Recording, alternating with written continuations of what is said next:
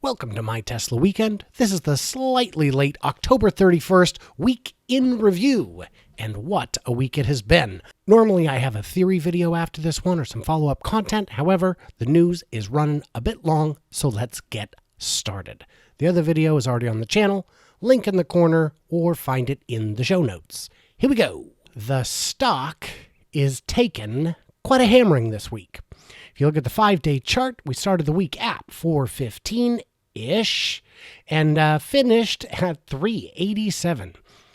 That's down about 10%. That is not good, and you will see some big daily plateaus. Tuesday was up, Wednesday was down, Thursday was slightly up, and Friday was a bloodbath. This is not because of any bad news that has come out about Tesla.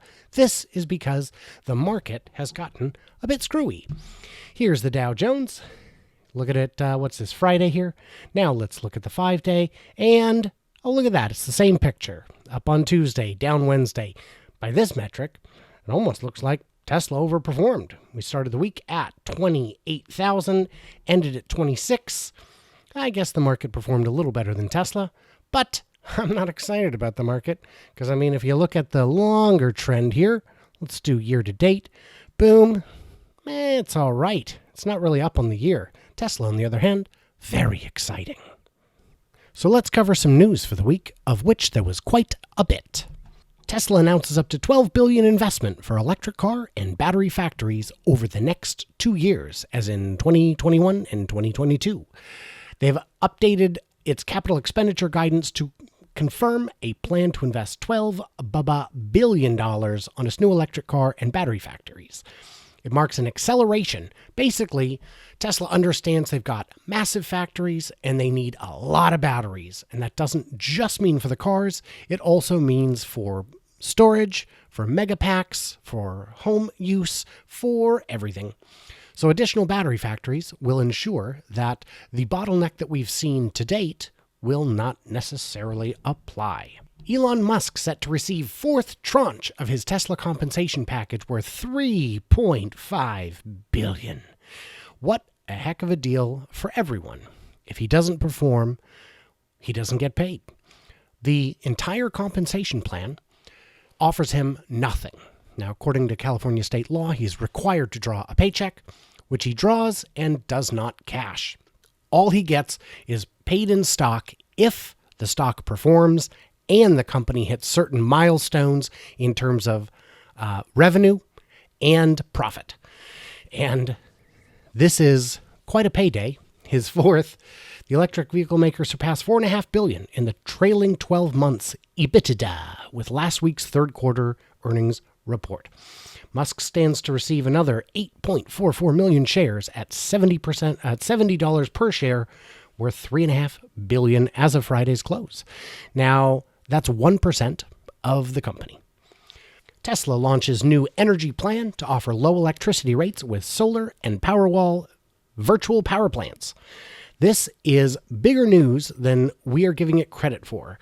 Tesla has launched its new Tesla Energy Plan to offer new low-charging tariffs, meaning rates in UK speak, to customers in the UK by creating a virtual power plant with solar and Powerwall. So the idea is, and we've talked about this before, you could get these power walls and allow them to charge your house when rates are low, and then sell that power back to the grid when rates are high and there is peak demand. This will reduce the need for the grid to have peaker plants and smooth out demand while putting extra money in your pocket. So while these still cost about $10,000 each, they're going to not just add security to the power on your home, they're also going to become a small source of revenue to offset the cost of the actual power plants. As this becomes bigger, it becomes more exciting. There's rumor that Tesla someday will also allow the cars to do vehicle-to-grid storage, allowing you to skip the whole power pack entirely and just make money off using your car to sell power to the grid. Tesla puts skeptics to rest after record-breaking month in Europe for Model 3. So there's this fun fact that the bears love to trot out constantly where they say, oh, look at the first month of the quarter, European deliveries are way down. Oh, the second month of the quarter, European deliveries are down. Well, that's because the factory in Berlin has not yet come online and the ships have to be shipped. End of quarter deliveries are always prioritized local to where the vehicles are built and then shipped out from there. So in the third month of the quarter, European sales and deliveries are always high. Tesla has performed well in September in Europe, new data shows, despite skeptics and short sellers of the electric car maker stating that the company's performance in the European market has been subpar. Blah, blah, blah. Get over it. It's a lot of units. Tesla Model 3, 16,000 units. And the bigger one is you got to realize however many they make is how many they sell. Tesla Model 3 2021 EPA rating shows Tesla's efficiency supremacy. So once again, the EPA is starting to release ratings on its 2021 electric cars, and Tesla is showing its efficiency supremacy. The long range is getting an impressive 134 miles per gallon equivalent efficiency rating.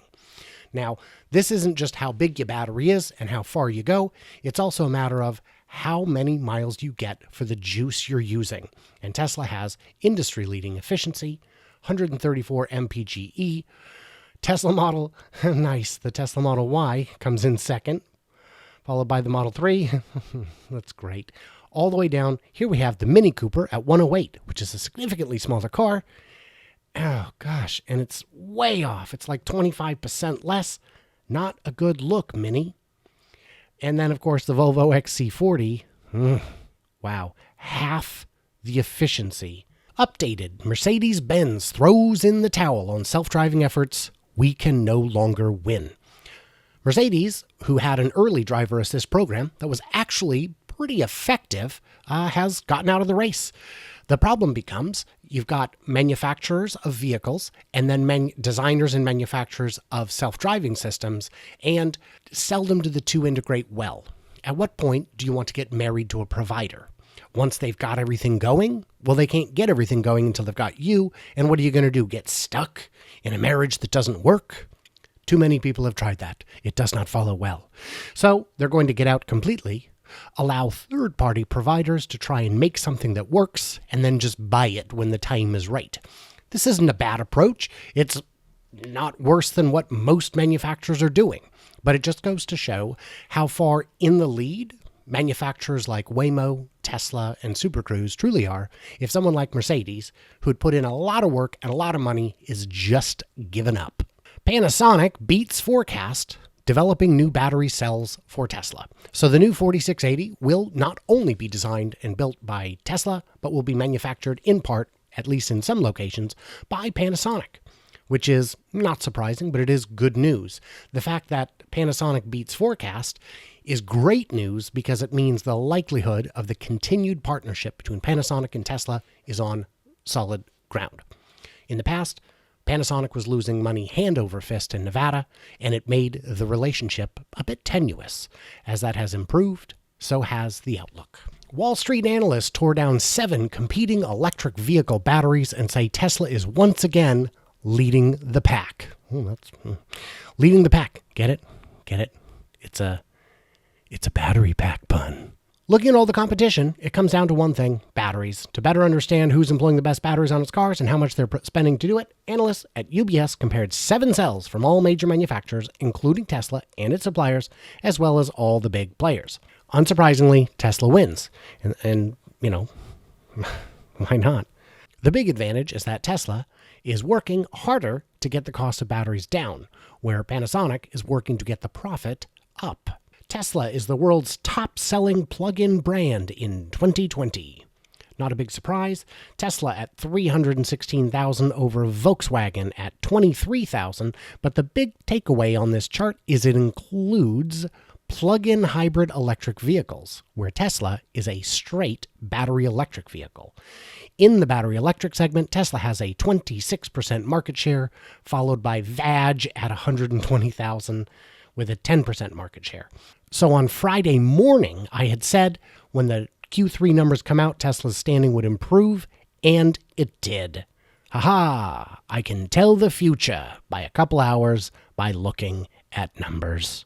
Tesla sales so far outstrip those of any automaker in the plug-in segment, including all the EVs, which is, pretty great. Tesla owner Silicon Valley tweeted at Elon, "How fast do you think you will be rolling out updates for FSD Beta, the full self-driving program that was only rolled out about a week ago?" To which Elon Musk replied, "Every 5 to 10 days. As a point of reference, I believe 1 or 2 updates have already been released in the past week. Polestar 2 gets hit with second recall in a month, this time due to faulty inverters. Polestar 2 is from the Polestar brand, which was formerly part of Volvo and has since been spun off into its own division, owned and manufactured in China. This recall affects 4,586 vehicles, which I believe is all of them. And if it wasn't, then it was the previous recall that affected every single vehicle. Tesla Giga Berlin's next-gen paint shop is getting fitted with first batch of equipment, meaning we're at dry-in. Equipment is going in. This may not look dry, but it's dry enough to begin interior work and installation, and the factory is moving very quickly. Tesla Giga Berlin looks like it's coming together quite nicely, especially its revolutionary paint shop. And there is some drone footage where you can actually see inside, which I will have up on the channel later today as I'm getting my weekly roundup of all drone footage compared to last week's footage put together right now. And lastly, FCA locked with Tesla on carbon credits with multi-year agreement. This is Fiat Chrysler, and they're the ones who've been paying hundreds of millions of dollars per quarter to purchase Tesla's credits so they can continue polluting without paying massive fines. This is always a hot topic among the bears who like to say that without the credits, Tesla's got no money and the credits are almost done, except they're not. They're going to continue for at least a few years. Tesla's bringing down the average. If this deal had not been signed, FCA could face fines of over 2 billion euros as early as next year. So we know we've still got a year or several years left on it. Well, what a busy week, my friends. That's a lot of news to cover. I hope your Halloween was safe. What news did I miss? What news should I cover? And, what else? What's going on? How you guys doing? Did you have a good Halloween? Love to hear from you. You never call. You never write. Let me know. I miss you guys. Stay juicy, my friends. I will talk to you soon. And consider subscribing. I don't know. Just be kind of cool. I kind of like it.